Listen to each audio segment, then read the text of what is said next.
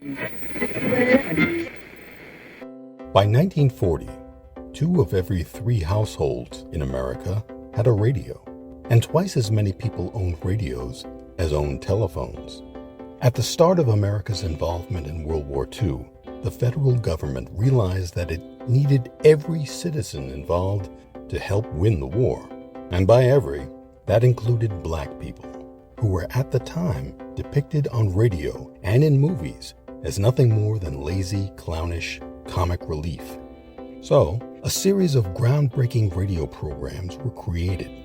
They were designed to promote civil rights, African American history and culture, mend deep racial divisions throughout the country, and, as America prepared for war, slip in a little World War II patriotic propaganda at the same time.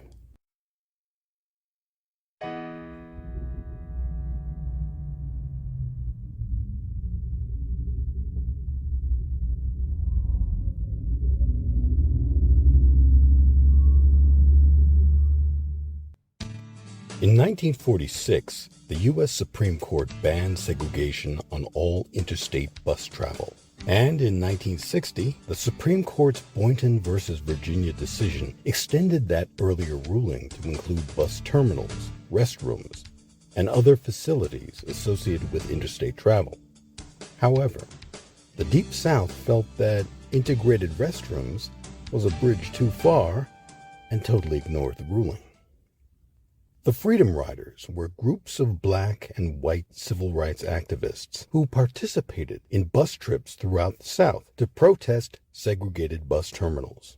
The Freedom Rides began in May of 1961 and ended late that same year. The rides were organized by the Congress of Racial Equality's National Director, James Farmer. Their mission: to test compliance with the 2 Supreme Court rulings. On May 4th, 1961, a group of 7 African Americans and 6 whites left Washington, D.C. on an exercise of their constitutional rights, called Freedom Rides. Many of the riders were still teenagers and needed their parents' permission to take part in the protests. Many were college students, like a young man named John Lewis, who would go on to be elected to the U.S. House of Representatives in November of 1986.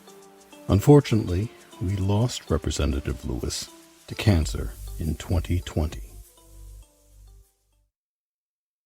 They left in 2 Greyhound buses bound for New Orleans. When they stopped along the way, white riders used facilities designed for blacks and vice versa, all the while knowing that this act of peaceful protest could and did have violent consequences. The group traveled through Virginia and North Carolina, drawing little public notice. The first violent incident occurred on May 12th in Rock Hill, South Carolina. John Lewis, who at the time was a seminary student and member of SNCC, white freedom rider and World War II veteran Albert Bigelow, and another black rider, were viciously attacked as they attempted to enter a whites-only waiting area. The next day, the group reached Atlanta, Georgia, where some of the riders split off onto a Trailways bus. Along their routes, the riders were met with intimidation, beatings, and prison sentences. On May 14th, 1961, the Greyhound bus was the first to arrive in Anniston, Alabama. There, an angry mob of about 200 white people surrounded the bus, forcing the driver to continue past the bus station. The mob followed the bus in cars, and as the tires on the bus were shot out, someone threw a bomb into the bus. The Freedom Riders escaped the bus as it burst into flames, only to be brutally beaten by members of the surrounding mob. The second bus, the Trailways vehicle, traveled to Birmingham, Alabama, and those riders were also beaten by an angry white mob, many of whom brandished metal pipes. On Sunday, May 14th, Mother's Day, the Freedom Riders arrived in Birmingham. This was after a rough experience in Anniston, Alabama, where one of their buses had been firebombed and burned in an act of violence by members of the Ku Klux Klan. A number of Klan members boarded the new Greyhound bus and beat the riders. By the time they reached the terminal in Birmingham, a larger mob of Klansmen and news reporters were waiting for them. The riders, and some of the reporters, were beaten viciously with metal bars, pipes, and bats. Bull Connor, who knew exactly where and when the Freedom Riders were to arrive, purposely held back his police force. This allowed the Klan time to rampage, unrestrained, for a full 15 minutes. When the police finally did arrive, not a single arrest was made at the scene. Connor blamed the slow police response on many factors, but the most inventive was the one he gave to the press. There were no policemen in sight as the buses arrived because they were all visiting their mothers on Mother's Day.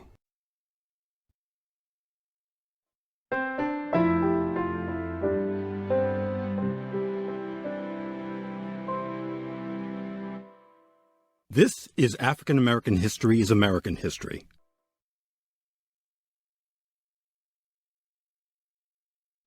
Despite the vicious attacks, the Freedom Riders continued on to Mississippi.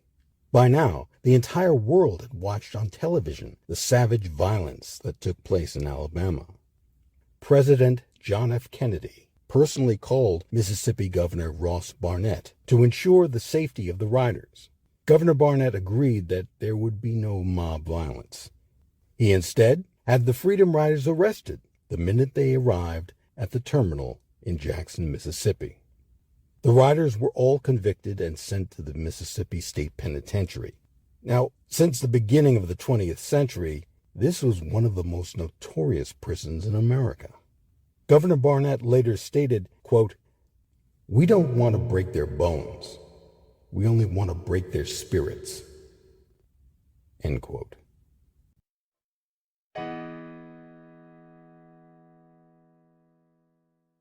Smalls guided the ship past the 5 Confederate harbor forts, giving all the correct signals at checkpoints. And with the captain's straw hat and coat on, he managed to fool the Confederate onlookers from shore and the forts. The planter sailed past Fort Sumter at about 4:30 a.m. As the nearly free slaves approached Fort Sumter, their apprehension began to grow. It was the most heavily armed of the forts and tended to be manned by the most suspicious soldiers. One of the men aboard later said, "When we drew near the fort, every man but Robert Smalls felt his knees giving way, and the women began crying and praying again." As the planter approached the fort, several men urged Smalls to give it a wide berth. Smalls refused, saying that such behavior would almost certainly arouse suspicion. He steered the ship along its normal path, slowly, as though he were merely enjoying the early morning air and in no particular hurry. When Fort Sumter flashed the challenge signal, Smalls again gave the correct hand signs.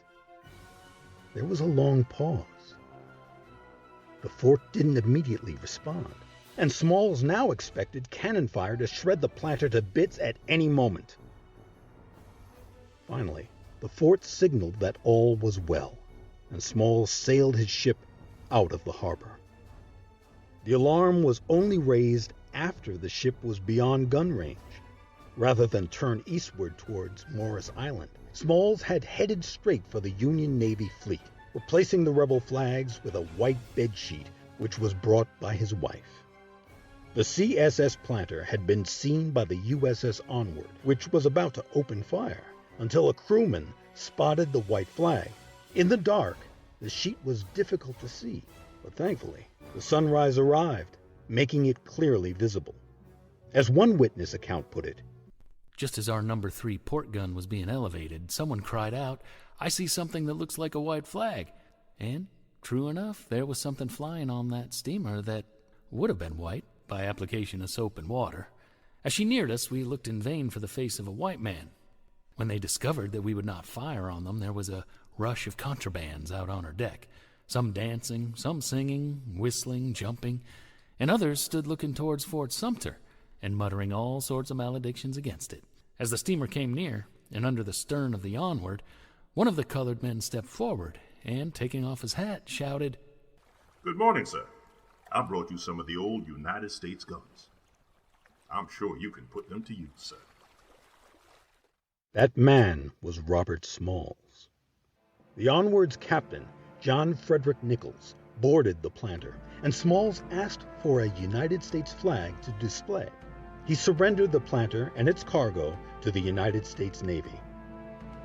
The CSS Planter was now the USS Planter, and Robert Smalls' escape plan had succeeded. In addition to its own light guns, the planter carried the 4 loose artillery pieces from Coles Island and the 200 pounds of ammunition.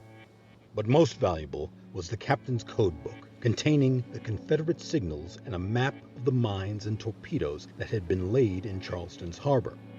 Smalls' extensive knowledge of the Charleston region's waterways and military configurations also proved highly valuable. The planter was forwarded to Flag Officer Samuel DuPont, who described Smalls as very intelligent. Smalls gave detailed information about Charleston's defenses to DuPont, who was commander of the blockading fleet.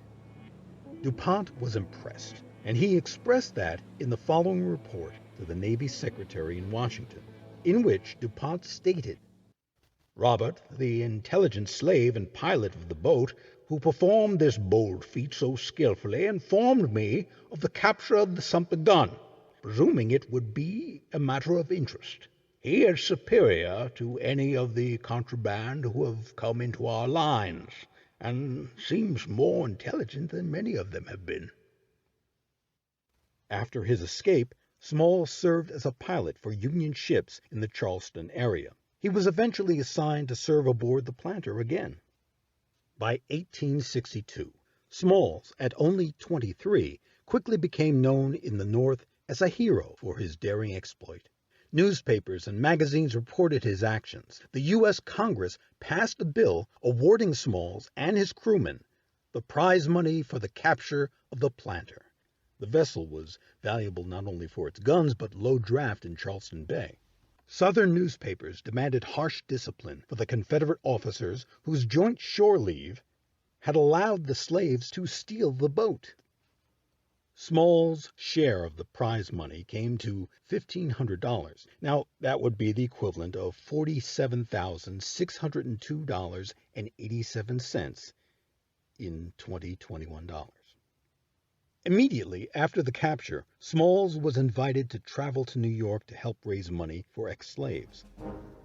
The monument to Smalls in this churchyard is inscribed with a statement he made to the South Carolina legislature in 1895.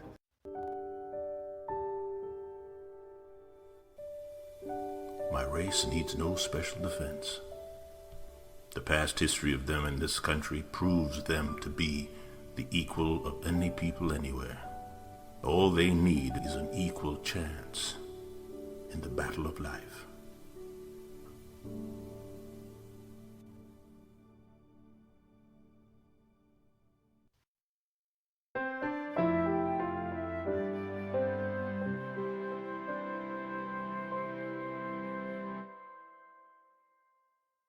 This has been African American History is American History.